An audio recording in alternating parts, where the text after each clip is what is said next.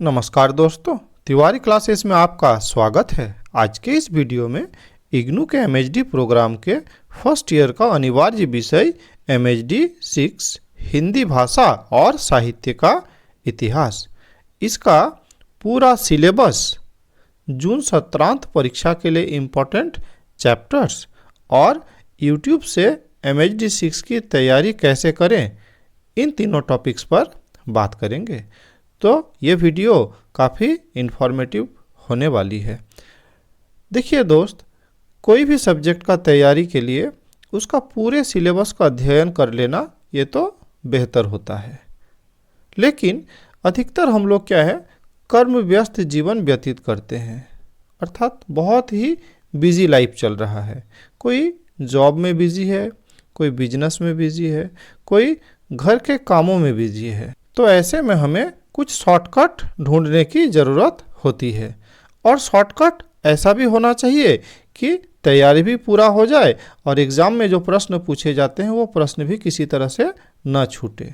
तो सबसे पहले जान लेंगे कि इसका जो प्रश्न पत्र आता है एग्ज़ाम में, उसका पैटर्न क्या है। तो पैटर्न इसका बहुत ही सीधा है, एकदम 1 से लेकर 10 तक प्रश्न दी गई होती है।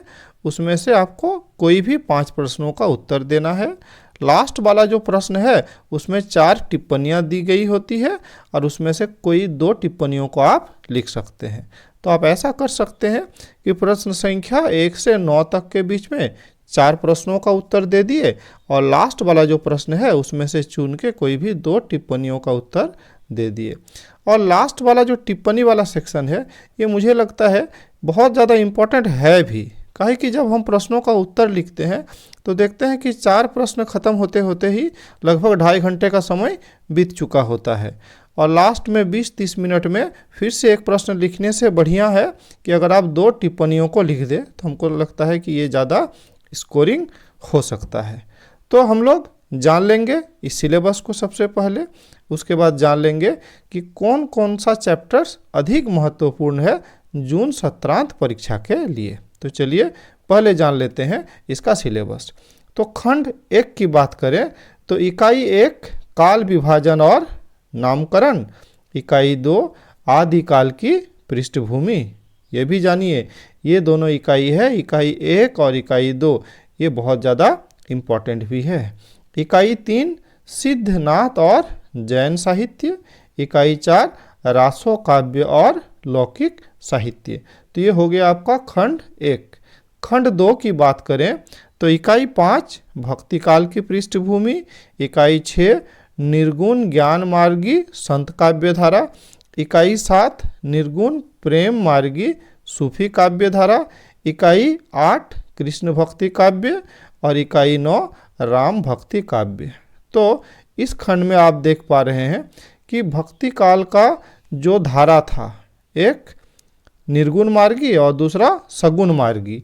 तो निर्गुण मार्गी और सगुण मार्गी दोनों तरह की धाराओं का इसमें वर्णन है। तो इसमें से 2 प्रश्न लगभग हर परीक्षा में आ ही जाता है। एक हो गया आपका निर्गुण से संबंधित और एक सगुण से संबंधित। तो ये खंड भी आपके लिए काफ़ी महत्वपूर्ण है। अब बात कर लेते हैं खंड 3 रीतिकालीन साहित्य।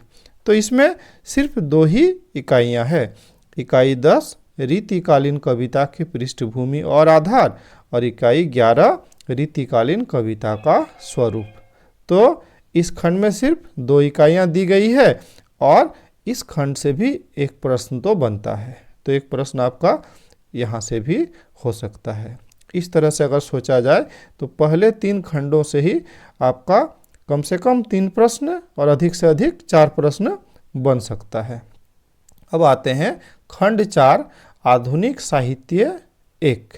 तो इसमें इकाई 12 आधुनिक काल के साहित्य की पृष्ठभूमि।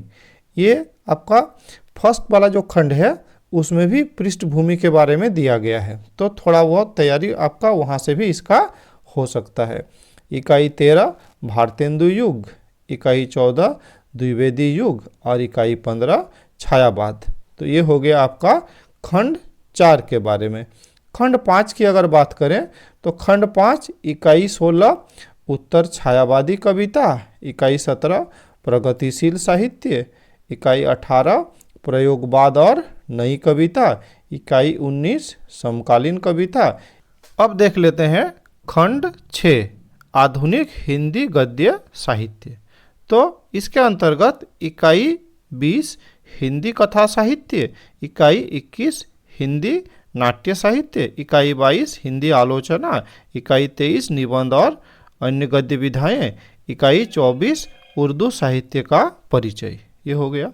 अब खंड 7 की अगर बात करें तो इसमें भारतीय आर्य भाषाएं, इससे संबंधित है ये खंड। तो इकाई 25 विश्व की भाषाएं और भारतीय भाषा परिवार, भारोपीय परिवार और भारतीय आर्य भाषाएं, ये इकाई 26 में। संस्कृत से अपभ्रंश तक, ये इकाई 27 में। और आधुनिक आर्य भाषाएं और हिंदी, ये हो गया आपका इकाई 28 में। वैसे ही अगर खंड 8 की बात करें हिंदी भाषा का विकास, तो इसमें इकाई 29 हिंदी भाषा का प्रारंभिक विकास, इकाई 30 आधुनिक युग में हिंदी भाषा का विकास, और इकाई 31 में हिंदी के बढ़ते चरण, और लास्ट वाला इकाई 32 देवनागरी लिपि का विकास। तो इस तरह से बहुत लंबा सिलेबस है आपका इस चैप्टर का। तो अब हम लोग देख लेंगे कि इम्पॉर्टेंट चैप्टर्स जो आपके जून सत्रांत परीक्षा के लिए बहुत ज़्यादा खास है। साथ ही अगर आप YouTube के मदद से MHD 6 की तैयारी करना चाहते हैं, MHD 6 के ही क्यों, इसके साथ साथ MHD के और जितने भी सब्जेक्ट्स हैं सभी का तैयारी आप इस चैनल से कर सकते हैं। इस चैनल में हम MHD के सभी जो सब्जेक्ट्स हैं उसका chapter wise video lectures, important question answers, related notes, IGNOU related जो भी इंफॉर्मेशन है सब प्रोवाइड करते हैं। तो बेहतर होगा कि इस चैनल को सब्सक्राइब कर लीजिएगा। साथ ही सब्सक्राइब करने के बाद उसके बगल में एक ज्वाइन बटन है, आप चाहे तो उसे भी ज्वाइन कर सकते हैं, जिससे आप इस चैनल के मेंबर बन सकेंगे। तो चलिए अब हम लोग देख लेते हैं कि इम्पॉर्टेंट चैप्टर्स कौन कौन से हैं। तो ये स्टार्टिंग से ही देखने का प्रयास करते हैं। तो इकाई 1, इकाई 2 और इकाई 4, ये तीनों इकाई काफ़ी इम्पॉर्टेंट है खंड 1 से। आप देखेंगे कि ये तीनों इकाई से एक प्रश्न हर परीक्षा में आता है। तो इस तरह से आपका खंड 1 से एक प्रश्न हो गया। खंड 2 की बात करें तो इसमें वही बात है कि इकाई 5 ये तो भक्तिकाल की पृष्ठभूमि से संबंधित है, बहुत इंपॉर्टेंट है ही। और इकाई 6 और 7 ये दोनों निर्गुण काव्यधारा से है, और इकाई 8 और 9 ये सगुण भक्ति काव्यधारा से है। तो इन दोनों काव्य धाराओं से एक एक प्रश्न पूछे जाने का प्रबल संभावना है। अगर ऐसा हो जाता है तो यहाँ से 2 प्रश्न आपका आ जाएगा। तो कुल 3 प्रश्नों को उत्तर आप यहीं से दे सकते हैं। ऐसा भी हो सकता है कि इस खंड से 2 प्रश्न सीधे सीधे न आए, एक प्रश्न आए और एक प्रश्न आपका टिप्पणियों में आ जाए। तो टिप्पणी में चूंकि 2 टिप्पणियाँ लिखनी होती है, इसीलिए आधा प्रश्न मान ही सकते हैं। तो 1.5 प्रश्न तो आपका यहाँ से आ रहा है, इस खंड से आ रहा है। तो ये खंड क्या है, वेरी वेरी इम्पोर्टेंट है। वैसे ही खंड 3 की अगर बात करें तो ये रीतिकालीन साहित्य से संबंधित है। इसमें सिर्फ 2 ही इकाइयाँ हैं और ये दोनों इकाइयों को आप जरूर देख लें। अगर ऐसे इम्पोर्टेंट की बात करें तो इकाई 10 बहुत ज़्यादा इम्पोर्टेंट है। तो ये हो गया आपका रीतिकालीन काव्य से संबंधित। अब खंड 4 आधुनिक साहित्य से संबंधित जो है, तो इसमें 4 इकाइयाँ हैं। आप मान के चलिए कि यहाँ से भी एक प्रश्न आ ही रहा है। पृष्ठभूमि वाला जो प्रश्न है, आधुनिक काल के साहित्य की पृष्ठभूमि, तो सारा पृष्ठभूमि आप खंड 1 में भी पढ़ चुके हैं, इसीलिए पृष्ठभूमि सब तो देख ही लीजिए। और ये इकाई 13, 14 और 15 ये तीनों ही इम्पोर्टेंट है, यहाँ से एक प्रश्न आपका पूछा जरूर जाएगा। अब बात करते हैं आधुनिक साहित्य 2। 4-5 इकाइयाँ दी गई है। ऐसे इम्पोर्टेंट तो सब कुछ है, कहीं से भी आ सकता है, लेकिन ये 19 जो है, इकाई 19 समकालीन कविता, इसमें देखा गया है कि कई बार प्रश्न पूछा गया है। और उत्तर छायावादी कविता, इसमें भी इससे भी ज़्यादा प्रश्न पूछा गया है। तो ये खंड को आप इस तरह से देख सकते हैं।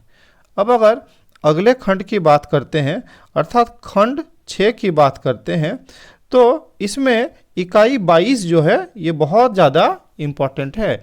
आप देखेंगे कि इससे बार बार प्रश्न पूछा जाता है। उसके बाद खंड 7 की अगर बात करते हैं तो इसमें इम्पोर्टेंट का क्या ही बात करें, लेकिन एक प्रश्न यहाँ से भी आएगा। और जो अंतिम खंड है खंड 8, तो इसमें भी 4 इकाइयाँ दी गई है, तो एक प्रश्न यहाँ से भी जरूर आएगा। तो इस तरह से कुल 8 खंड है। बेहतर ये होगा कि 8 खंड में से कम आप 4 खंड की तैयारी बहुत अच्छे से करें। और अगर मेरा सजेशन मानेंगे तो खंड 1, खंड 2 और खंड 3 ये तीनों जरूर कर लें। उसके बाद आगे का जो खंड है उसमें से जो आपको अच्छा लगे उसको जरूर ही कर लीजिए। तो इस तरह से आप कम समय में MHD 6 की तैयारी कर सकते हैं। अगर ये वीडियो आपको अच्छा लगा लाइक शेयर कर सकते हैं। चैनल में नए हैं चैनल को सब्सक्राइब कर सकते हैं। इस वीडियो में मेरे साथ बने रहने के लिए बहुत बहुत धन्यवाद।